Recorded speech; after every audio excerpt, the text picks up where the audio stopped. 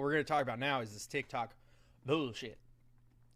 So, I'm sure as everybody knows, the CEO for TikTok was at a congressional hearing or a House hearing, whatever it was. It's confusing the way things work in DC, and it's that way by design. It's supposed to be confusing. So we're going to watch this video that I saw on TikTok. It was sent to me. I watched it, and I think it's a good one to go through because there's a lot of things that we've been told about TikTok that are not true. There's a lot of things that are true, and there's a lot of things that are just being completely left out. Mostly things that are being completely left out. So I talk a lot about how communism and socialism rely on their ability to initiate propaganda to uphold their standard. And the fact is, America is no different, right? We use a lot of propaganda as well. The fact is, American people are not good at recognizing propaganda unless it's something that just doesn't agree with their view. And then they go, oh, it's just propaganda. The fact is, yeah, you're probably not wrong, but what you're believing and propagating is also the result of propaganda. So it goes both ways. But we're going to watch this video right here. I'm going to pause and talk about it like I normally do. And then we're going to play some Diablo 4. Chu, Chief Executive Officer. Our witness today is Mr. Oh, what? Our witness today is Mr. Shou Chu, Chief Executive Officer of TikTok. You're recognized for 5 minutes. Thank you. Chair Rogers, Ranking Member Pallone, members of the committee, thank you for your time. I am Shou Chu, and I'm from Singapore. I'm going to stop right there because the major belief has been that the guy running TikTok is Chinese. And he's not. He's from Singapore. He's from Singapore. He moved to America. And he married an American. Like, people do this from China as well. The fact is, it's not better or worse. It just is what it is. And it's important that we know these differences because we've been being told by the media for a long time now, he's from China. So right off the bat, we need to toss that aside. He's from Singapore, right? Doesn't mean anything else. It just means, wow, this is at the very beginning. They've been lying to us about this from the onset. So, moving forward. That's where I was born. That's where my parents. And after serving in Singapore's military, I moved to the UK to attend college, and then here to the US to attend business school. Which is very common. All around the world, people do this. They grow up where they're at. They end up in a situation where they figure out a way to get away from where they're from. They go to school somewhere else, the UK, here, somewhere in Europe, or wherever it may be that they go to school.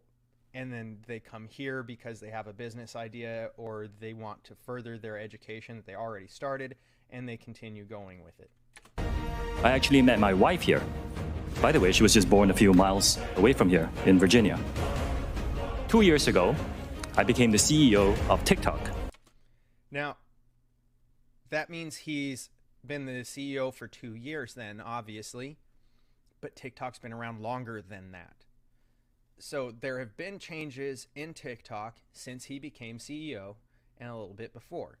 Now, this is important to keep in mind because that means that not everything we've been told about TikTok is a lie, but it doesn't also mean it's accurate because has he changed a lot of the things that we're going to be hearing from Congress and that he's being questioned on? Have they changed that?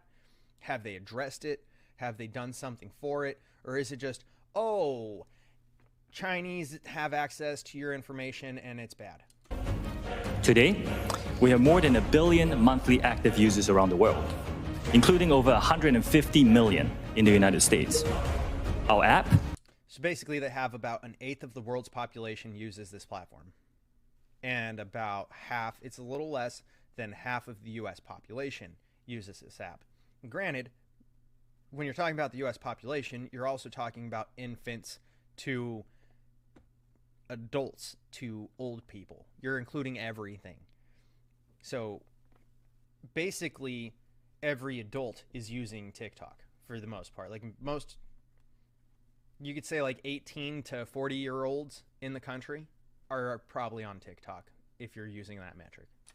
It's a place where people can be creative and curious. And where close to 5 million American businesses, mostly small businesses, go to find new customers and to fuel their growth. Now, as TikTok... And it works out very well because TikTok has the easiest algorithm to understand and utilize to get yourself in front of other people and in front of businesses and customers, as well as to promote yourself. If you're trying to do this on YouTube, it's very difficult. If you're trying to do this on Facebook or Instagram, it's very difficult. Their algorithms are set up in a way that's very, very difficult for you to be able to get in front of people. Same with Twitter. It's very, very difficult. So TikTok has made it very easy to understand what to do to possibly get in front of as many people as you can to promote yourself to the widest group you possibly can, which means that these businesses are capable of seeing growth and customer interaction in a way that is unprecedented across any other platform that you could try using. So that'll actually help you with finding the American dream if you're able to get in front of as many people as you can with your own efforts. If you're trying to start a business and use it that way, it's the easiest one to do. Has grown. We've tried to learn the lessons of companies that have come before us, especially when it comes to the safety of teenagers. While the vast majority of people on TikTok are over 18, one of our fastest growing demographics are people over 35. We spent a lot of time adopting measures to protect teenagers. Many of those measures are firsts for the social media industry. We forbid direct messaging for people under 16, and we have a 60-minute watch time by default for those under 18. Which is very important to know, that this is the way that it's set up to work. If you're under 16, you don't get DMs. If you're under 18, you have a 16-minute screen time on the app because of the studies that say that this short form content that it was designed with initially, the 15-second, 1-minute videos that increased to 3 minutes, and now you can do 10-minute videos. So they're making it so you can do longer form content on TikTok. But those things are just, there are studies that prove or lean toward proving that this kind of content and the fact that it's just consuming it has allowed for the reduction in the capacity and capability of short-term memory and the ability to focus in young children. Now, personally, I would argue that that's correlation and not causation, because just simply the fact of sitting on their phone all day as a developing young mind, you see kids who are as young as 1 or 2 years old with tablets, and they're on them constantly. This gives them instant gratification from the onset, and they're developing with it. They're not having to learn how to cope with, I have to wait for things. Oh, look, if I work at something over a long period of time, I actually succeed at this. These are lessons that people learn over time and were developed with until more recently because of technology that gave us that short-term capacity of memory that we had. It gave us better long-term memory capacity. It gave us the ability to focus more, because if you weren't focused for longer periods of time, you couldn't hunt correctly to gather food. Couldn't focus for a long period of time, you weren't gathering enough fruits and ground vegetables and things of this nature to survive. And it's over time been a skill that we have evolved away from.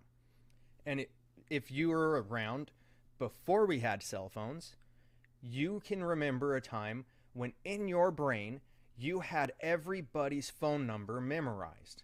All of them. You might have had a Rolodex because there were obviously going to be people you talk to less often, and you would have to, oh, what was that number? I don't remember. You go through your Rolodex, you'd have their number, boom, there it is.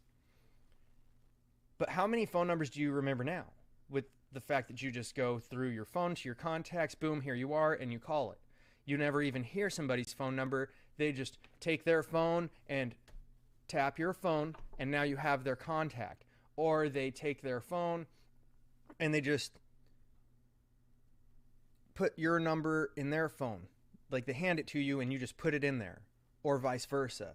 Like it's a lot of the time you never even get the phone number in a verbal way or a written way or any kind of form that you would ever have heard it. So you don't remember their numbers. You never dial it. It's just there. And that has happened very rapidly, which is why I think the argument about the short-term issues and the focus issues, while this is probably contributing to it, it's ridiculous to try and pin it on TikTok because it's the onset of how technology has advanced as a whole. It's not something brand new. It's the fact that now kids are growing up with technology while they're developing, and technology has developed this issue for all of us. We're all doing it. It's not just small children, it's all of us.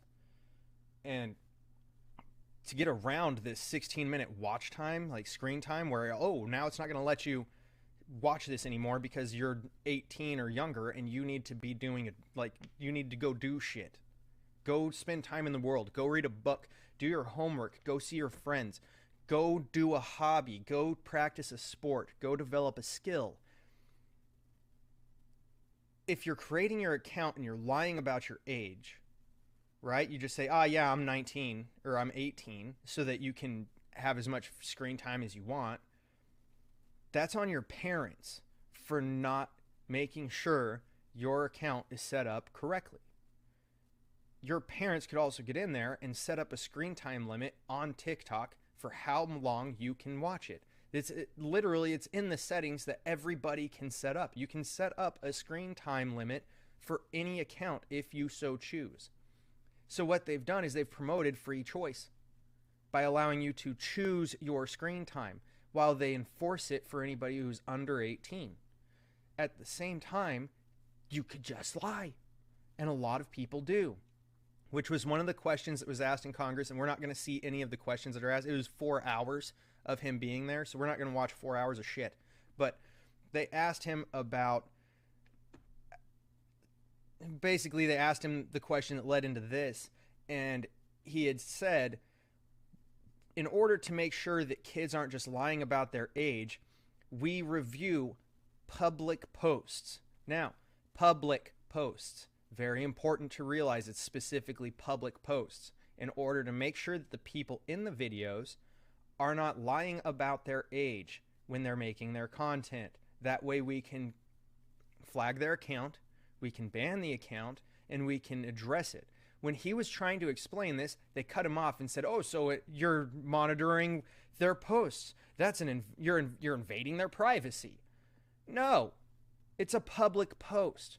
You can take a camera into a public space and videotape whatever you want, so long as it's not something like indecent exposure or something that's illegal, obviously, and you're not breaking the law. If you're in a public building, you can videotape there. Somebody who works there could tell you, you're not allowed to videotape in our building. Yeah, you are. It's public space. If it's a public space, not a private business, they cannot tell you you cannot film in that space. And if a cop tries to tell you that you're not allowed to do it, you can take that ticket and sue the officer who gave it to you. You can sue the department for allowing it to happen. And if a judge tries to enforce you paying a fine or penalizing you in any way, you can sue that judge as well. And you will win.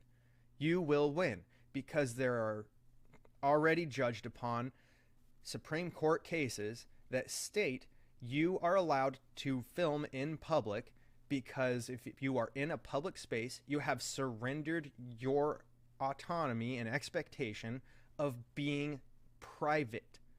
Because you're now in public, you have surrendered your desire, like your capacity of privacy in that space. This is why the paparazzi doesn't get arrested for taking pictures of celebrities on the street getting in and out of vehicles. It's because it's a protected space for you to film and take pictures. They can't complain about it. There's nothing they can legally do about that. Now, if you're on their property, it's a different story. So if they're reviewing public posts, then that's perfectly fine. There's nothing wrong with this.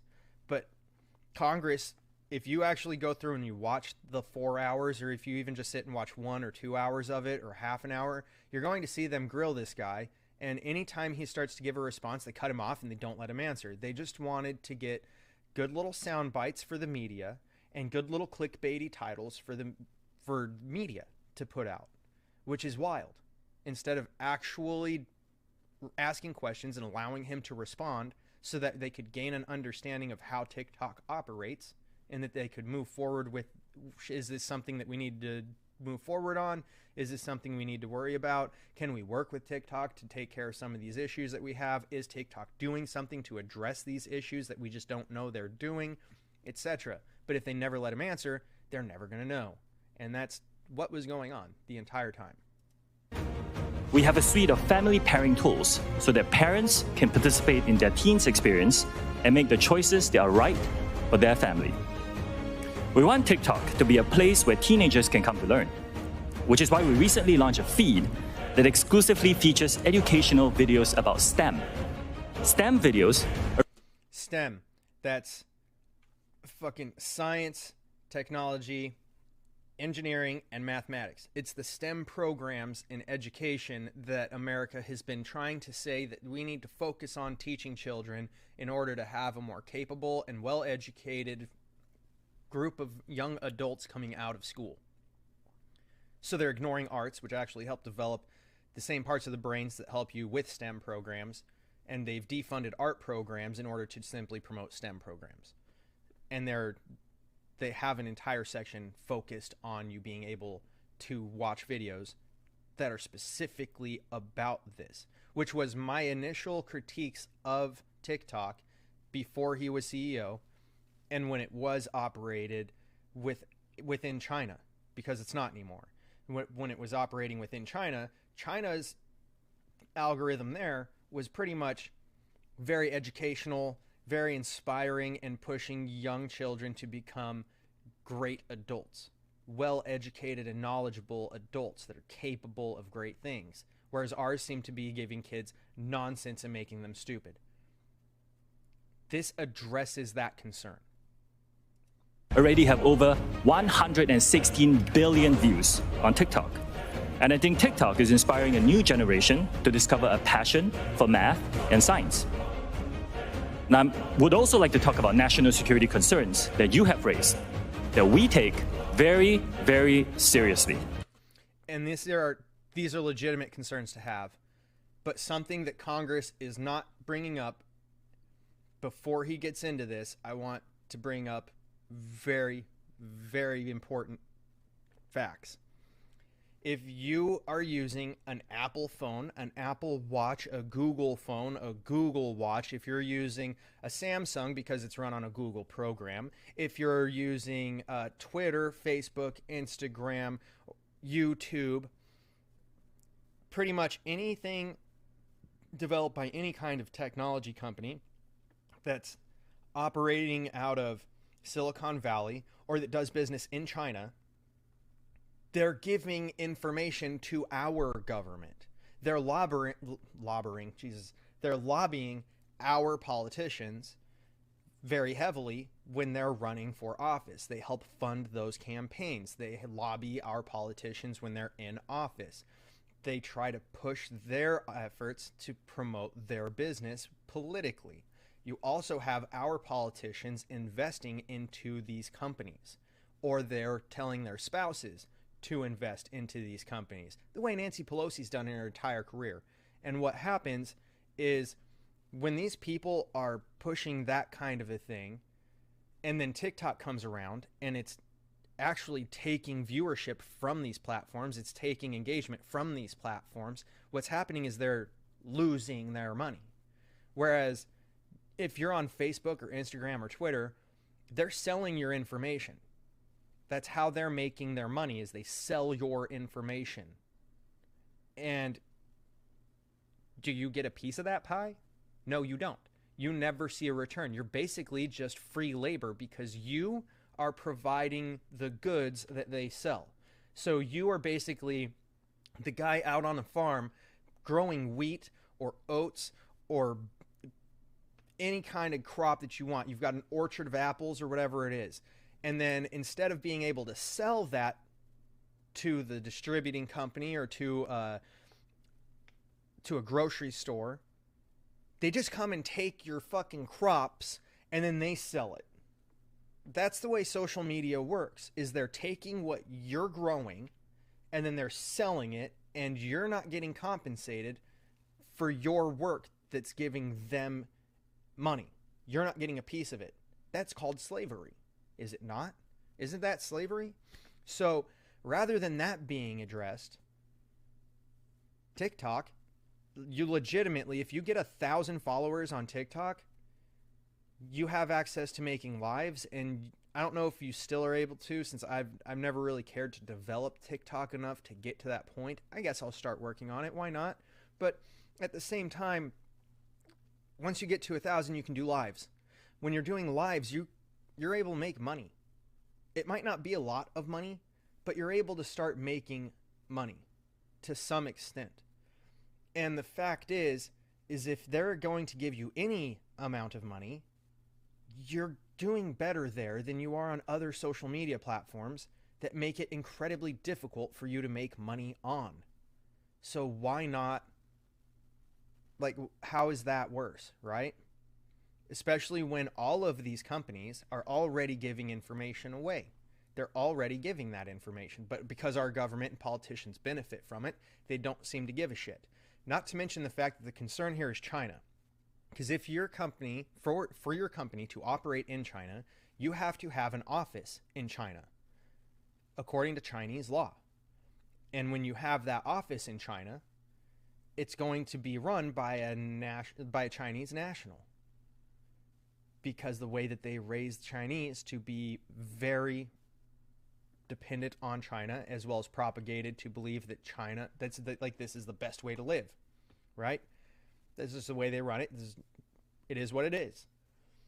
They also have an influence in that company through the Chinese CEO at that office, etc., etc. Apple has offices in China developing their goods. Basically, all of them do. So they're all doing this, but we're only worried about TikTok.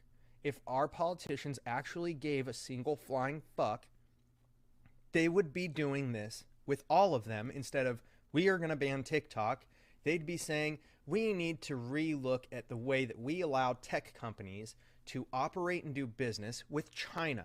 And that's not what they're doing. Let me start by addressing a few misconceptions about ByteDance, of which we are a subsidiary. This, what he says here, not very accurate. BitDance or ByteDance is, because it's pronounced both ways. He calls it ByteDance. A lot of people call it BitDance. The thing is, this company, I believe, is like 20% or so owned by the CCP. So it's a fair assessment to say that you guys would be working with China through your overarching corporation that you're a subsidiary of. ByteDance is not owned or controlled by the Chinese government. It's a private company. 60% of the company is owned by global institutional investors. What does that mean? See, this is what I'm talking about right here. Global institutional investors. Okay, so are these like the guys that are getting together at like Bohemian Grove? Are these the people that are going to the meetings for how to move forward with the government globally as a global effort?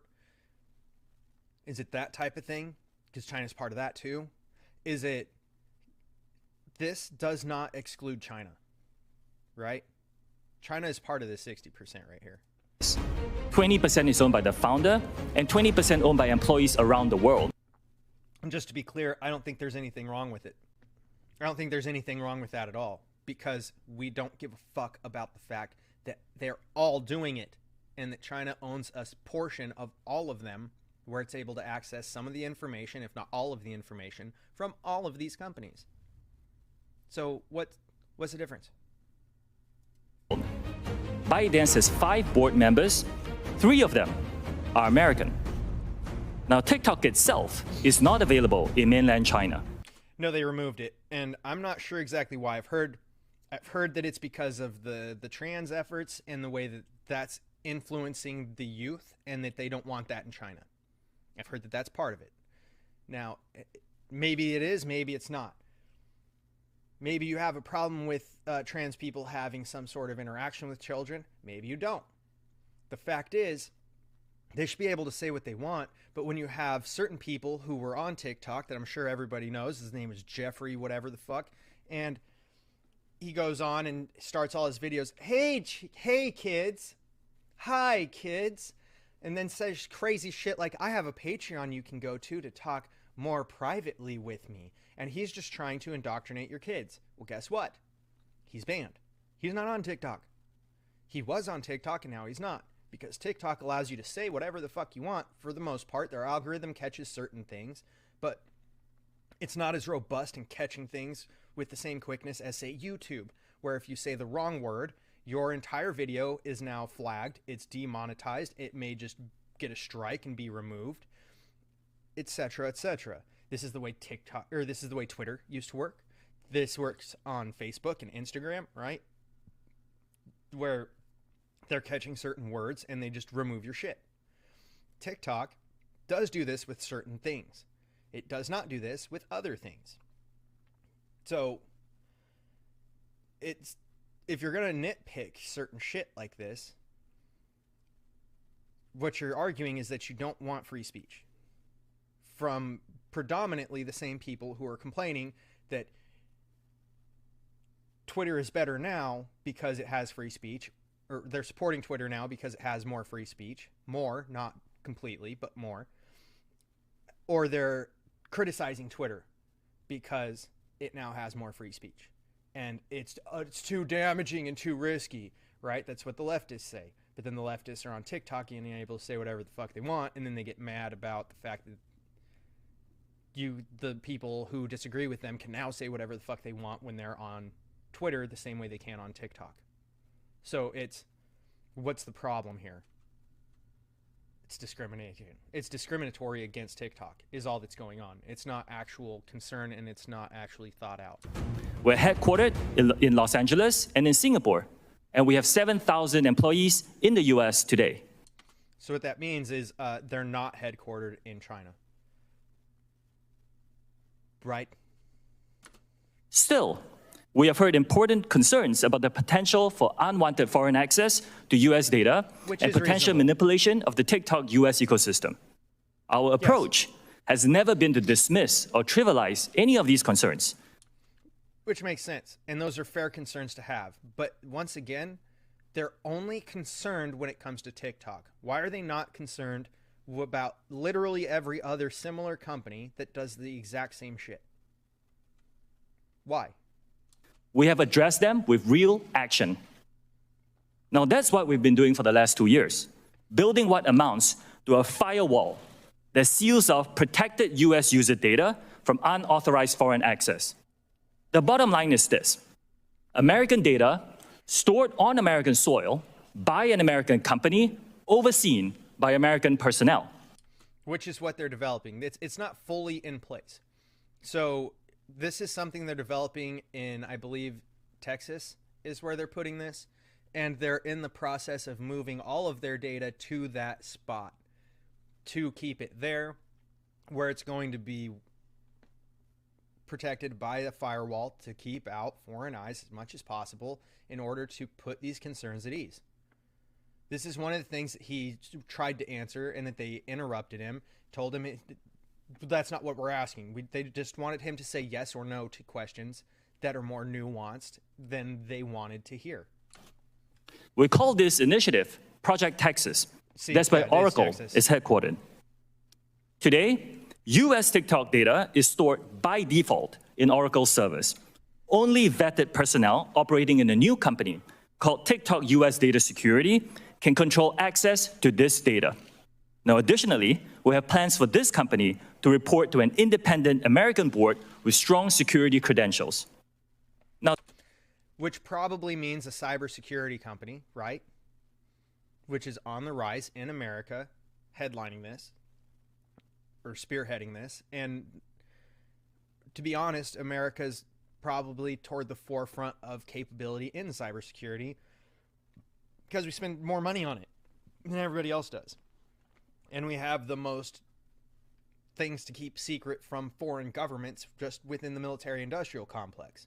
So we probably have the most robust cybersecurity capabilities in the country, and that's exactly what he is saying they're going to be doing.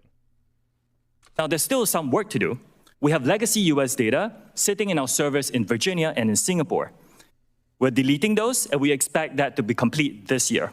Yeah, see, when that is done, all protected US data will be under the protection of US law and under the control of the US-led security team. This eliminates the concern that some of you have shared with me that TikTok user data can be subject to Chinese law. Once again, that's a fair concern to have. But why the fuck do they not care when it comes to the other companies that are similar and that do business in China that fall under the Chinese laws that I'd mentioned earlier? Why is it unconcerned when that's the case? You don't see them grilling these other people this way. You see it with TikTok because they benefit financially and politically. They gain power from the money that they gain from these other companies that TikTok is putting in jeopardy by having a more desirable, a more capable, and a more just desired system. Like, which, congratulations, we're a capitalist nation. That's how this shit works. If your product isn't going to compete well and they make a better product, you lose. That's how it works. If you're not able to adapt to the new innovations of the time, you're going to lose. Not only that, but because of the way that like Zuckerberg and Facebook have done things with Instagram and other things that they've absorbed, the way that they've gone through with filtering information and censoring things, a lot of people don't want to use it anymore. And then you go to TikTok, where while it still does a lot of that shit, it doesn't do it to the same extent. So it's going to be viewed as a better platform. It's going to be viewed as a more desired platform. Congratulations. That's how business works in a capitalist economy. Plain and simple. This goes further, by the way, than what any other company in our industry have done.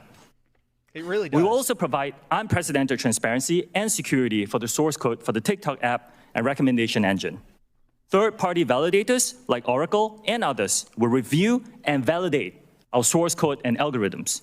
This will help ensure the integrity of the code that powers what Americans see on our app. I don't know what else you would want them to do to address these concerns. I really don't. And like I said, he's only been the CEO for 2 years. And as he pointed out, these are changes they've been working toward over the last 2 years since he became CEO. In the last 2 years is when TikTok stopped being able to operate in China. Okay. So a lot of these concerns predate when he was in charge, and he's been addressing them. Like, TikTok's been working to address these concerns under his leadership, right? So he gets the credit. He's the leader. He gets the credit, good or bad, for what goes on. The same way that Elon Musk, as the leader of Twitter, gets the credit, good or bad. Of Tesla, good or bad. The way Jeff Bezos for anything with Amazon, good or bad. That's how leadership works. And under his leadership, they've been making these changes.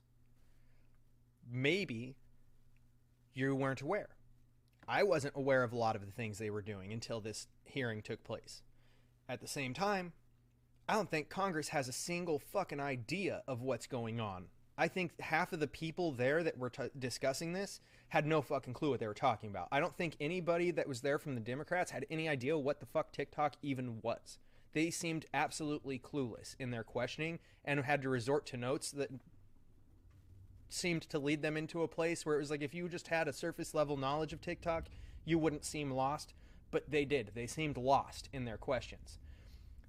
And then you had the Republicans, because this is a very bipartisan, like this is the most bipartisan effort in Congress right now.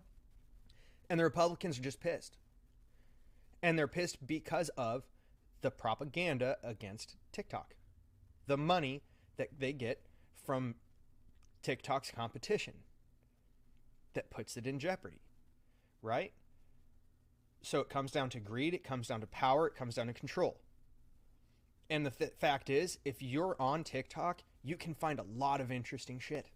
You can find people who are pulling up articles and proof, and they're bringing receipts to their shit that show you and expose a lot of these politicians that are pissed on the Republican side, that are ignorant on the Democrat side, and expose them as shitty leaders, as shitty representatives of their districts and of the people that they're supposed to be representing, as we are a republic.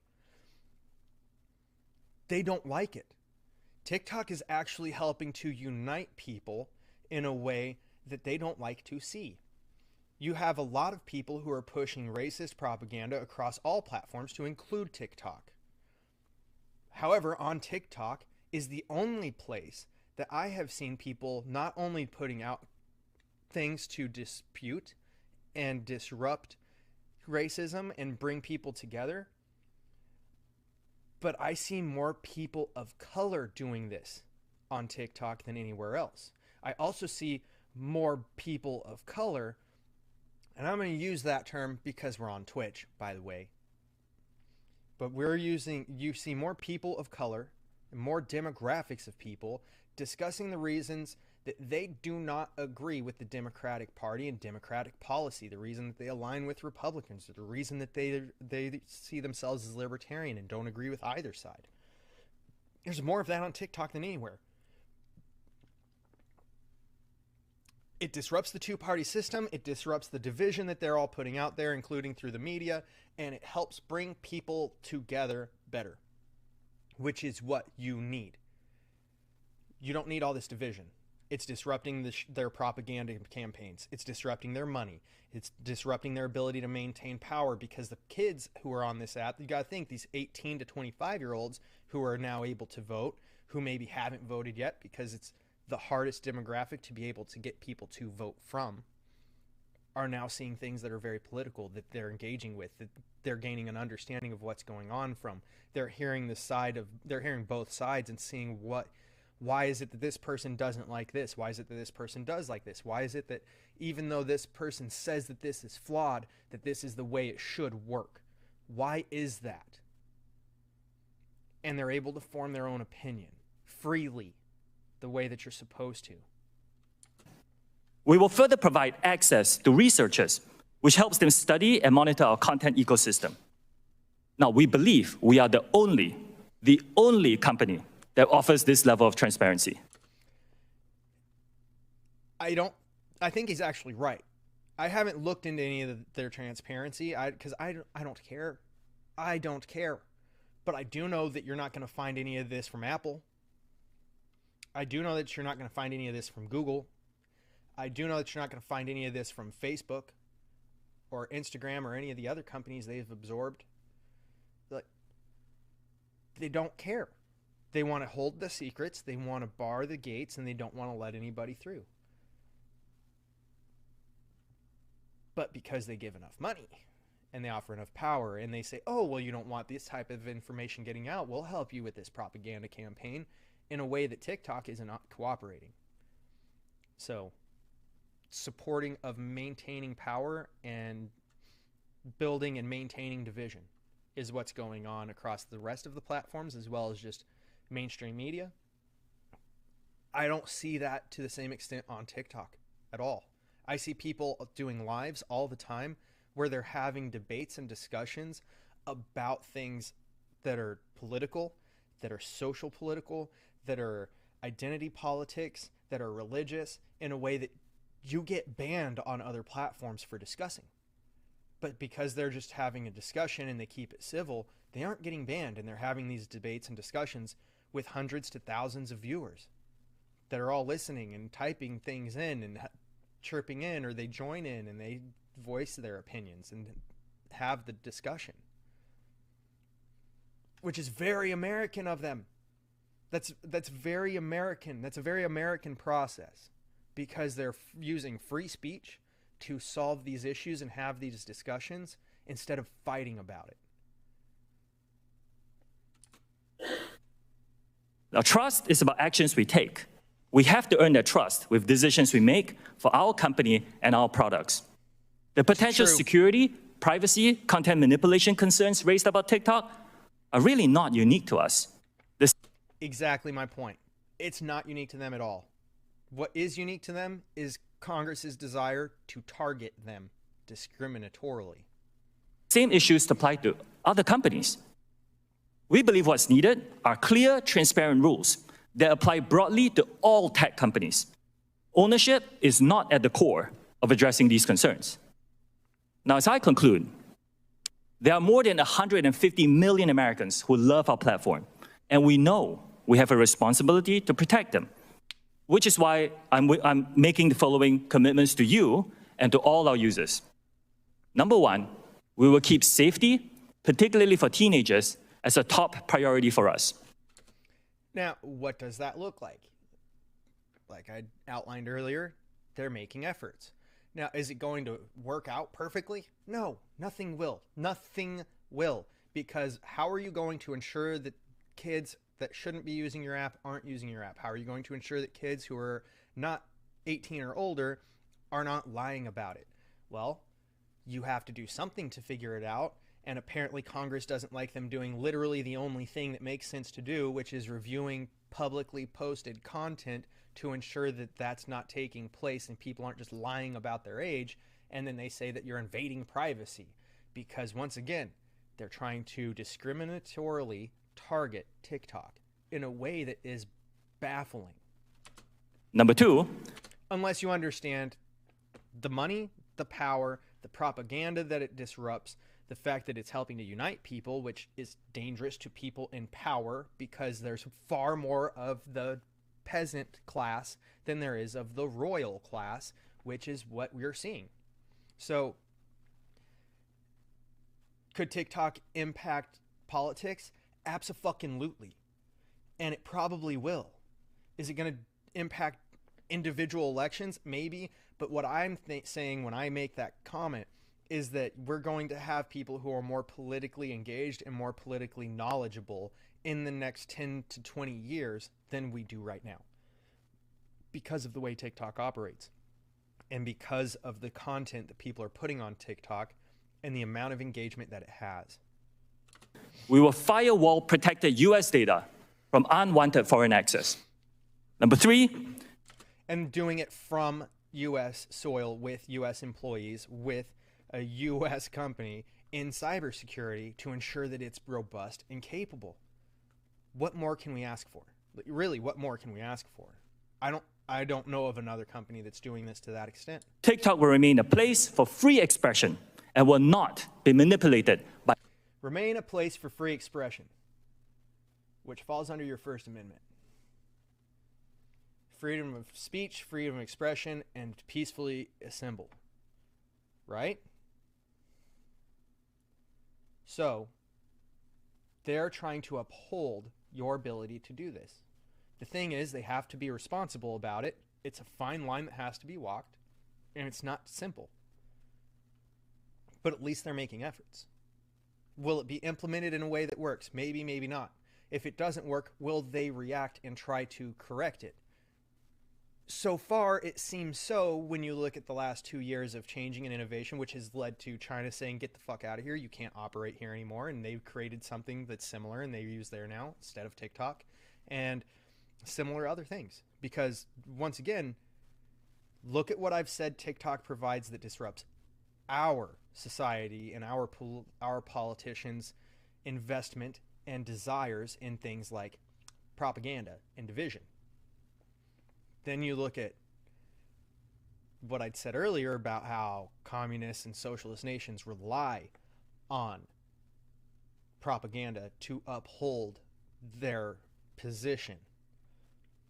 How do you think it worked out for people in China, seeing the content people in America were making, debating communism and socialism versus having a democratically elected republic like we do here, and a capitalist economy? Do you think that that helped China maintain its structure that it has? Or did it disrupt things? Did it put it at risk?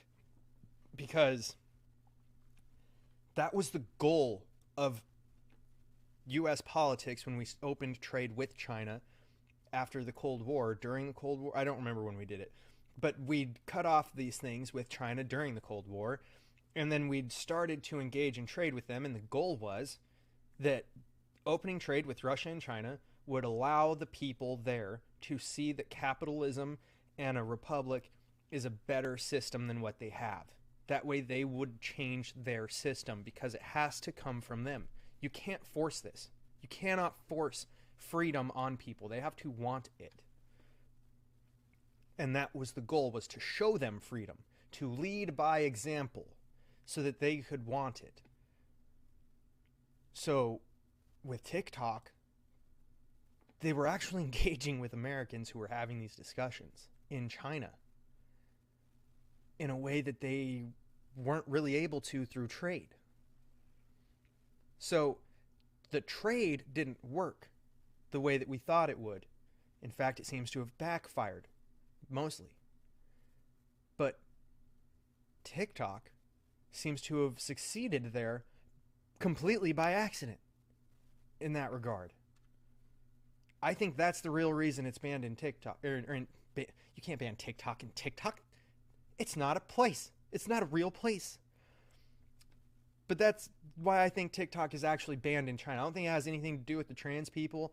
I think it has to do with the fact that China is extremely racist. They can't stand black people, for one. And there's a lot of black people on TikTok that openly talk about the reasons that communism is terrible, that socialism is terrible, and how minorities in America have risen to greatness because of the democratically elected republic, which is our politics and the way our politics is run, and our capitalist economy, which is how our economy operates.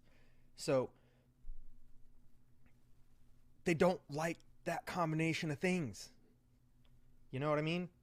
I think that's more likely to be the reason that they banned it.